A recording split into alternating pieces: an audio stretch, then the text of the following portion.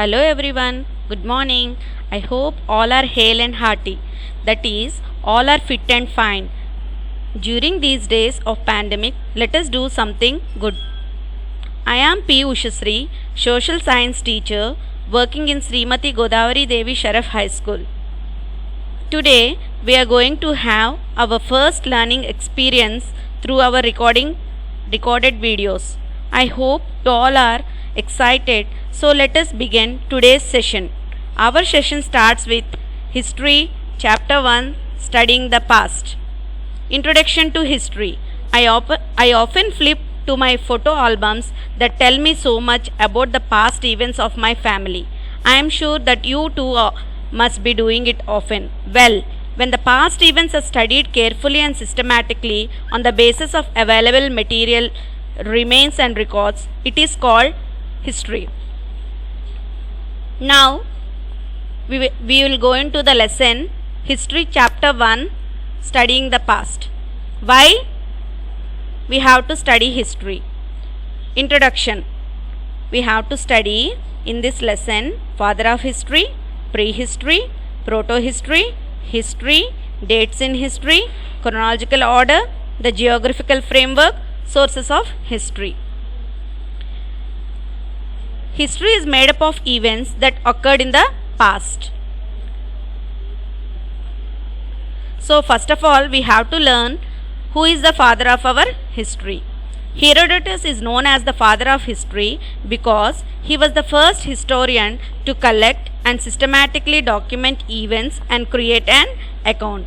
He compiled these accounts into his single major work known as the Histories.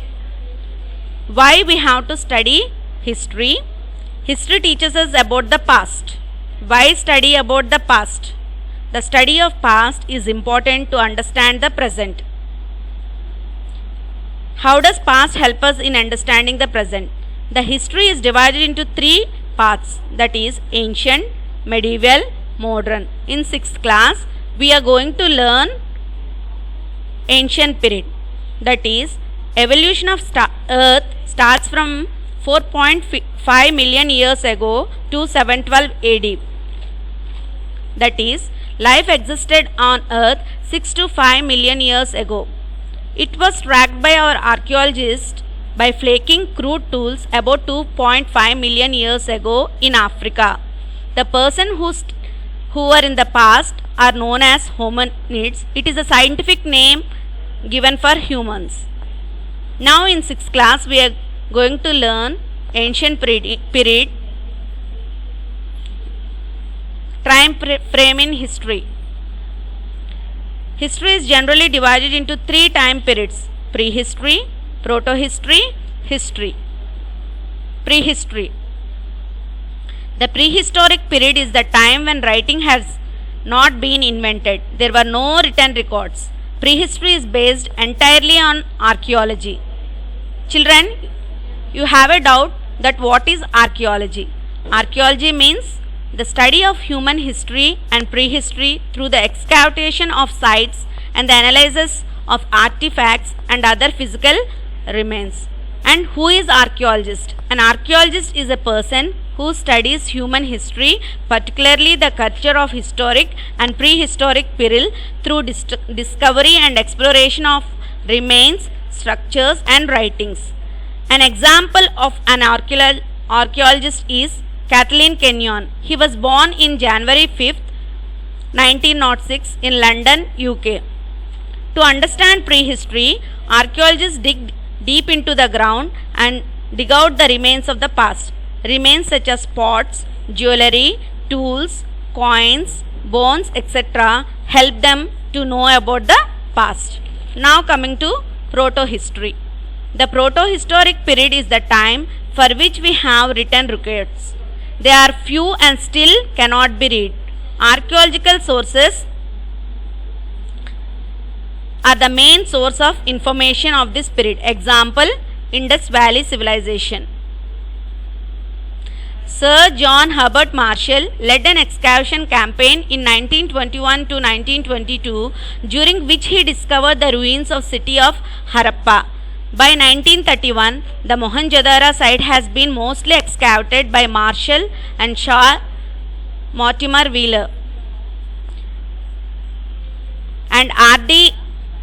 Banerjee also was included in his team. By 1999, over 1,056 sites and settlements of Indus Valley civilization were located. Harappa and Mohenjo-daro are the first sites and oldest civilization in the world located in India and Pakistan. Mohenjo-daro and Harappa reached its peak in 2600 BC and declined 1900 BC. It is located on the banks of river Indus. Now history. The word history comes from the Greek word historia, which means learning or knowing by enquiry. History is the time period in which written records are available. Next. Early writing was done on rocks, pillars, copper plates, clay tablets, palm leaves, and on the barks of beech trees. Manuscripts. These scripts were written by hand. Many evidences has been destroyed, but remains a rich source of information in history period. Dates in history. BC means before Christ, AD means Anno Domini, BCE means before Common Era, CE means Common Era. Chronological order.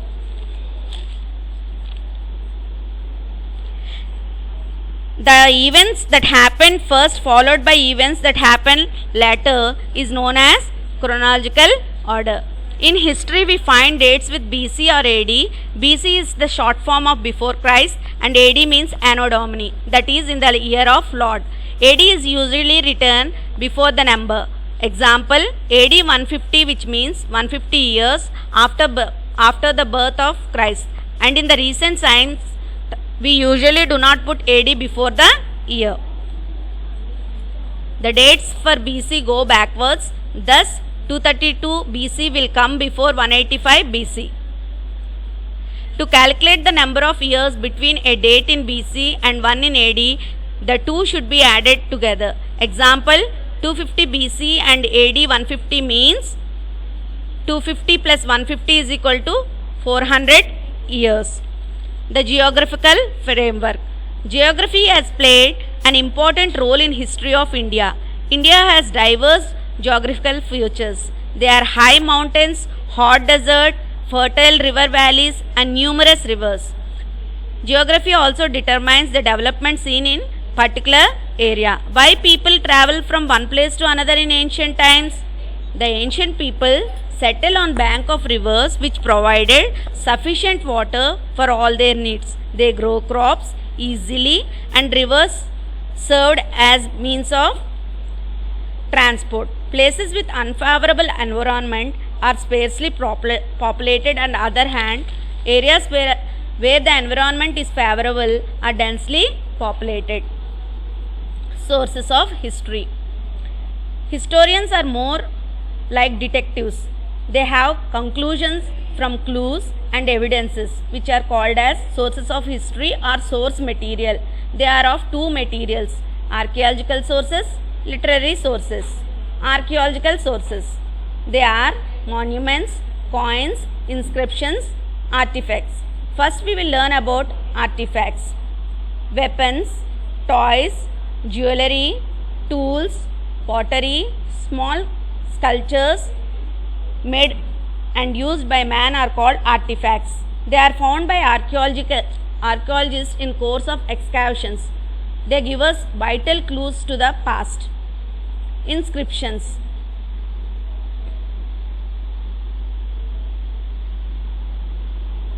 Written records engraved on rocks, cave walls, metal pillars, walls of temples and palaces, and on clay and copper plates are called inscriptions.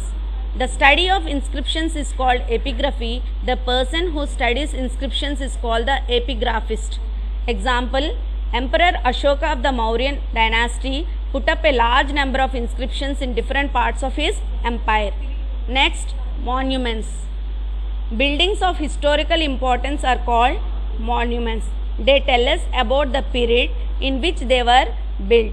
Temples, forts, palaces, stupas and monasteries make the past come alive. Example, Brihadeshwar temple built by Cholas. Now coins. Coins are an extremely valuable source of information.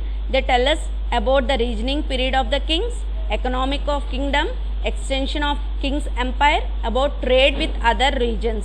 The study of coins is called numismatics. The person who studies coins is called numismatist. Literary sources. They are divided into two types, religious literature and secular literature. Now I will tell about religious literature. Writings which deal with religion is called religious literature.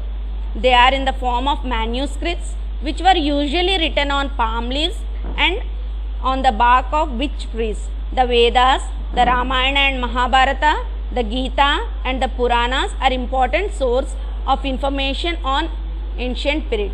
Secular literature. The writings which are not religious are called secular literatures. They include stories, poems, plays, biographies of kings, accounts of foreign travelers and books on politics and science. The Ardhashastra by Kautilya, the Indica by Megasthenes, poems of Kalidasa, Sangam literature, accounts of Farsain and Huan Strang. They are some example of secular literature written during the ancient period. Children, listen to the video carefully and understand the lesson. We will meet in next session. Thank you.